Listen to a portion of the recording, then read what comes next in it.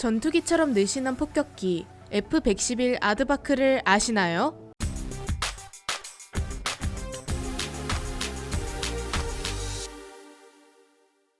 안녕하세요, 지식스토리입니다. 이번에는 미국의 한 폭격기에 대해 알아볼 텐데요. 오늘도 나오는 미국과 소련은 1960년대 냉전시대에 있었습니다. 미국은 소련이 뭘 하는지 너무 궁금한 나머지 여러가지 정찰기를 만들었는데요. 소련의 방공망은 세계 최고 수준이었기 때문에 웬만한 정찰기로는 소련을 구경조차 할 수 없었습니다. 그래서 말도 안 되게 높이 나는 정찰기인 U2를 개발해서 배치했습니다. 무려 27km 높이로 비행이 가능했죠. U2의 자세한 내용은 상단의 링크를 통해 시청 가능합니다. 27km 높이까지 올라가진 않았지만 18km 고도에서 결국 격추당해버립니다. 이렇게 높이 날아도 소련의 방공망을 뚫을 수 없다는 것은 높게 나는 것이 마냥 답이 아니라는 것을 시사했습니다. 바로 소련의 SA-2 지대공 미사일 때문이었죠. 소련을 정찰하지 못하는 것도 안타까운 사실 중 하나였지만 소련의 핵심 시설에 폭격을 가하기 힘들어진 것도 미국의 큰 근심거리 중 하나였습니다. 미국은 어차피 위로 올라가도 두들겨 맞는 것은 매한가지니 아예 레이더가 감지를 못하도록 지면에 붙어 다니는 건 어떨까? 라고 생각합니다. 레이더는 높이 있는 물체는 감지하기 쉽지만 산이나 지형지물 사이로 날아오는 물체는 레이더파가 제대로 감지하기 힘든 특징이 있었습니다. 물론 비행기도 낮게 날기 힘든 것은 마찬가지였죠. 공군이 이런 고민을 하고 있는 시기와 비슷하게 해군도 걱정이 하나 있었습니다. 소련이 갖고 있는 장거리 폭격기가 항공모함을 공격할 수도 있었기 때문이죠. 전쟁에서는 원래 내가 2대 때리면 1대 정도는 맞을 수도 있는데 미국은 그런 거 없었습니다. 일방적으로 때리고 자기는 하나도 안 맞으려고 하죠. 그래서 소련의 장거리 폭격기가 항공모함을 공격할 수 있다는 가능성 자체가 너무 끔찍했습니다. 이를 효과적으로 막을 수 있는 수단이 필요했죠. 장거리 폭격기를 더 장거리에서 레이더로 포착하고 전투기를 출격시켜 요격할 계획이었습니다. 미 국방부는 공군과 해군이 내뱉는 하소연을 듣고 동시에 해결할 수 있을 것 같다는 생각이 들었습니다. 그렇게 1960년대 미 공군과 해군의 통합 전술기를 개발하는 TFX 사업을 시작하게 되었습니다.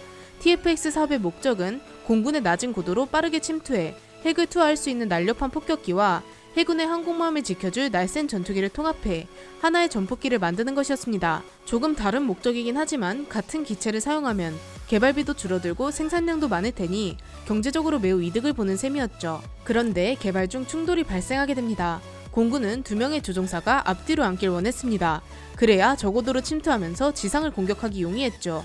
해군은 2명의 조종사가 함께 레이더 계기판을 봤으면 했기에 나란히 앉았으면 좋겠다고 요구했습니다. 여기서부터 핀트가 어긋나기 시작했죠. 조종사의 배치 문제부터 목표 비행고도, 속도 등 모든 것들이 조금씩 차이났습니다. 해군과 공군의 목표가 달랐기에 어쩔 수 없는 현상이었죠. 그래서 국방부는 절충안을 찾아야 했는데 이때 공군 편을 들어줬습니다. 그렇게 공군의 요구 조건을 중심으로 TFX 사업이 진행되었습니다. 사업에는 제너럴 다이나믹스가 참가해 개발을 진행했죠. 그런데 제너럴 다이나믹스는 함재기를 만들어 본 적이 없었기에 그루먼을 불러서 함께 해군용 기체를 개발했습니다. 말도 많고 탈도 많은 통합 전술기 개발은 1964년 공군용이 먼저 완료되었고 이름은 F-111A로 불리게 되었습니다. F-111A의 성능은 공군이 만족할 만한 수준이었고 1967년 양산에 들어가게 되었습니다. 이때 개발 중이던 해군용 F-111B는 해군의 입맛에 맞지 않았습니다. 함재기로 사용하기도 힘들 만큼 무거웠고 근접전을 중요하게 생각했던 미 해군 입장에서 기동성이 만족스럽지 못했죠. 또한 함재기로 개발하다 보니 크기 등의 제약이 많아 속도가 마하 1을 넘기 힘들었습니다. 이렇게 여러모로 부족함이 많았기에 결국 1968년 F-111B 사업을 취소해버립니다. 이후 F-111B의 기술들을 기반으로 명품 함재기 F-14 톰캣을 개발하는 데 성공하죠. 결국 공군의 F-111A만 남게 되었습니다. 이후에 개량되어 현역으로 쓰고 있는 버전인 F-111F 기준으로 재원을 설명하자면 전장이 22.4m에 날개를 접을 수 있는 가변익을 채택했습니다. 그래서 날개를 펼 때는 19.2m에 달하며 접을 때는 9.75m로 짧아지죠. 승무원은 2명이 탑승하며 최고 속도는 마하 2.5에 달합니다. 항속거리는 최대 5,950km입니다. 20mm 기관포 한 문을 기본적으로 장착하고 있으며 9개의 하드포인트에 각종 무장을 장착할 수 있습니다. 총 14.3톤에 달하는 폭장량을 갖고 있죠. 재원을 설명하면서 말했지만 F-111은 가변익 구조입니다. 가변익이라 하면 날개를 접을 수 있는 것이죠. 이는 비행 상황별로 날개의 모양을 달리해 최적의 비행 환경을 만들 수 있습니다. 보통은 이착륙 시 날개를 최대한 펴고 고속 비행을 할 때 날개를 접죠. 날개를 접었을 때 무려 마하 2.5에 달하는 속도니 빠른 침투 시 매우 유용합니다. 또한 날개를 펼칠 때 최대한 많은 양력을 얻어 610m의 짧은 활주로만 있어도 쉽게 이루기 가능하죠. F-111은 개발 목적에 맞게 저공 침투에 특화되어 있는데요. 매우 낮은 고고도로 안정적으로 비행이 가능하며 저고도에서 마하 1.2로 날 수 있습니다. 게다가 지형 추적 레이더가 장착되어 있는데 이 레이더는 저공 비행을 도와줄 최적의 기술입니다. 먼저 작전 지역의 지형 정보를 컴퓨터에 입력한 뒤 비행 중 지형 추적 레이더가 지형을 스캔합니다. 그럼 미리 입력된 지형 정보와 대조해 항공기의 정확한 위치를 파악하고 목표물까지의 최적의 비행 경로를 계산합니다. 그 뒤 안내해주는 경로로 매우 빠르게 날아갈 수 있는 것이죠. 하늘에는 딱히 방향을 급하게 틀 이유가 없지만 지면 근처에서 비행을 하다 보면 산, 절벽 등 여러 가지 장애 요소 때문에 비행이 어렵고 쉽게 방향을 잃을 수 있습니다. 특히 밤에는 눈에 잘 보이지도 않기 때문에 저공으로 침투하는 것은 자살행위나 다름없었습니다. 하지만 이 지형 추적 레이더 덕분에 F-111은 낮은 고고도로 밤낮을 가리지 않고 매우 쉽게 침투가 가능했죠. 또한 폭장량도 많은 편이라 적에게 폭격을 가할 수도 있는 녀석이었습니다. 그것도 핵폭탄을 말이죠. 개발된 시점은 베트남전이 한창이었고 미군은 고민하지 않고 F-111을 현장에 투입합니다. 그렇게 6기의 F-111이 베트남으로 향해 첫 임무를 수행하게 되었습니다. 미 공군은 F-111을 펼칠 활약에 기대가 부풀어 있었습니다. F-111은 한밤 계곡을 고도 80m로 비행해서 침투했습니다. 속도는 무려 소리의 속도인 마하 1에 달했죠. 당시 시대가 1968년인 것을 감안한다면 적군은 상상도 못할 상황이었습니다. 그렇게 정확히 목표물을 타격했고 적을 무력화시켰습니다. 적들은 야밤에 꼼짝없이 폭격을 맞아야만 했죠. 이후 베트남에서 F-111은 계속 활약했고 그 누구도 F-111을 격추시킬 수 없었습니다. 말 그대로 누구도 격추시키진 못했지만 고장에 의해 F-111 3기가 추락하고 말았습니다. 기체에 큰 결함이 있었던 것이었죠. F-111은 격추당하지 않아도 계속 추락하니 미 공군은 다시 머리가 아파지기 시작했고 결국 베트남에서 F-111을 전량 회수한 뒤 대대적인 보수 작업에 착수합니다. 추락의 원인은 다행히 문제없이 고쳐졌고 더 많은 전력인 F-111 2개 비행대대가 투입되었습니다. 미 공군을 기준으로 2개 비행대대면 통상적으로 24기 정도의 양입니다.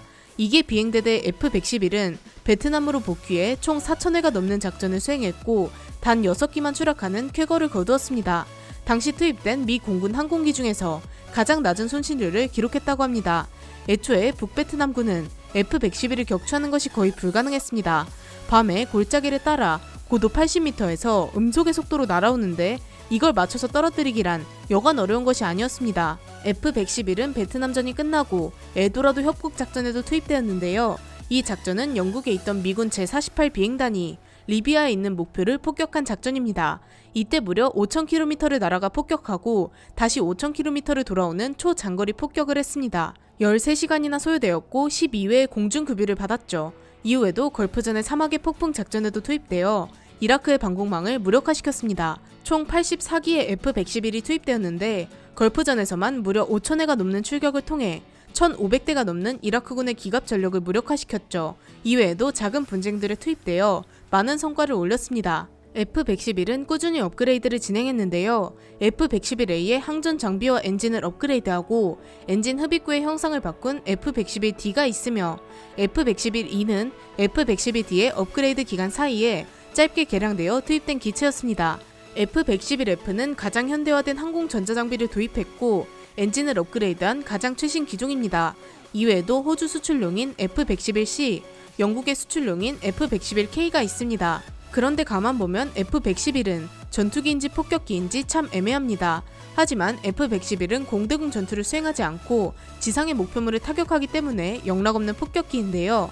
제식 명칭은 해군과 공군이 통합해서 사용하는 전폭기라는 의미로 전투기에 F를 사용하고 있습니다. 이름만 F일 뿐 F-111은 초음속 폭격기의 역할을 수행했습니다. F-111은 모든 버전을 합해 총 563기에 달하는 기체가 생산되어 배치되었습니다. 한 기의 가격은 현재 가치로 1,209억 원에 달합니다. F-111의 마지막 무대는 걸프전이었고 1998년 전량 퇴역을 결정했습니다. 생각보다 빠르게 퇴역한 이유는 바로 유지비 때문이었죠. F-111은 정말 많은 작전을 성공적으로 수행했지만 가변이기다 보니 고장이 잦았고 수리할 때 비용이 엄청났습니다. 비용도 비용이고 수리 중에 전력 공백도 무시할 수 없었기에 빠른 퇴역을 결정할 수밖에 없었죠.